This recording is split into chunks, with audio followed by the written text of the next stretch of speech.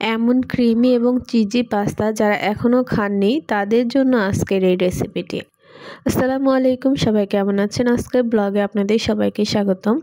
অনেক দিন হলো পাস্তা নিয়ে এসেছিলাম খাওয়ার জন্য, কিন্তু বাসায় চিজ ছিল না জন্য রান্না করা হচ্ছিল না। আর আজকে কয়েকদিন আগে চিজ নিয়ে এসেছি, তাই ভাবলাম যে আজকে এই রেসিপিটা বানানো যাক।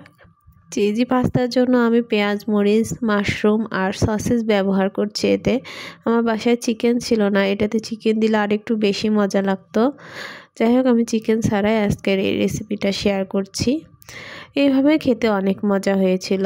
এখন পাস্তার যে মেন উপকরণ সেটাই তৈরি করে নিচ্ছি। এর জন্য লাগছে গুঁড়া দুধ আর হোমমেড টমেটো সস এখানে ব্যবহার করছি, একটু সয়া সস আর একটু পানি দিয়ে আমি একটা সসের মতো বানিয়ে নিচ্ছি। সামান্য এখানে চিনিও অ্যাড করব, চিনি দিলে একটু টেস্টটা বেশি হয়। আমি চিনি দিয়ে সসটা রেডি করে নিয়েছি। এখন একটি প্যানে তেল দিয়ে নিচ্ছি, মাশরুম আর সসেসগুলো ভেজে নিব। মাশরুম এবং সসেসগুলো একটু ভাজা হয়ে গেলে, লাল লাল হয়ে গেলে আমি উঠিয়ে নিচ্ছি। এখন ওই ফ্রাই প্যানেই আমি পেঁয়াজ মরিচ ভেজে নেব। আসলে এই রান্নাটা এতটা সহজ যা বলা বাহিরে, কিন্তু রেস্টুরেন্টে গিয়ে আমরা অনেক দাম দিয়ে খাই।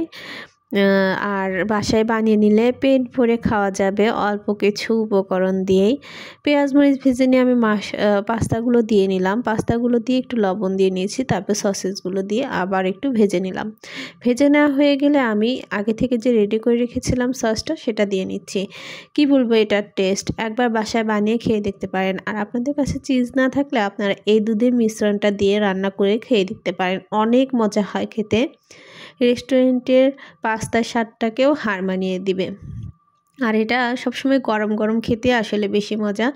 আমি আর একটু স্বাদ বাড়ানোর জন্য উপর দিয়ে স্লাইস চিজ দিয়ে দিচ্ছি। স্লাইস চিজ দিয়ে কিছুক্ষণ রেখে দিচ্ছি মেল্ট হওয়ার জন্য। মেল্ট হয়ে গেলে আমি ভালোভাবে সবগুলো পাস্তার সাথে মিক্সড করে নিয়ে একটু নেড়েচেড়ে নিয়ে আমরা পরিবেশন করে নেব খাওয়ার জন্য। দেখতে পাচ্ছেন কতটা লোভনীয় হয়েছে আর চিজি চিজি ক্রিমি ক্রিমি হয়েছে। সত্যি বলছি, খেতে অনেক মজা হয়েছিল। একবার আপনারা বাসায় খেয়ে দেখতে পারেন।